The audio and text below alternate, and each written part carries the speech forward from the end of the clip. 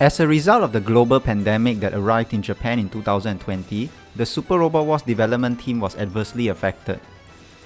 Then Super Robot Wars series producer Takanobu Terada would explain this matter in greater detail during the 2021 Super Robot Wars 30th anniversary event. Due to the undesirable effects that the pandemic had on their manpower, the higher-ups from Bandai Namco asked the Super Robot Wars development team to focus their efforts on the development of Super Robot Wars DD and Super Robot Wars 30. As a result of that decision, it is likely that any initial plans for a Steam PC port of Super Robot Wars T was cancelled, while any manpower being used to make the next OG game was being channeled into the development of DD and 30.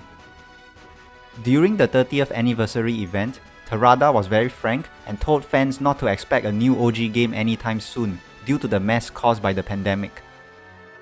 However, developing the next OG game remains in the minds of the development team, and they might end the OG series with the next installment.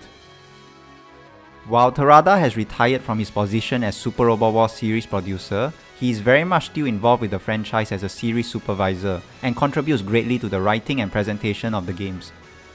This is very apparent in Super Robot Wars DD, where he not only contributes to the writing of the game's story, but he also uses DD to flesh out some of the story in prior OG games.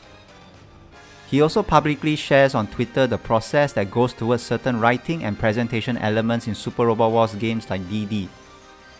Overall, with the development of Super Robot Wars 30 done, and with Japan moving towards a post-pandemic era, it's likely that both the next mainline and OG games are in early development, and it will take a while before the games are ready to be presented to the public.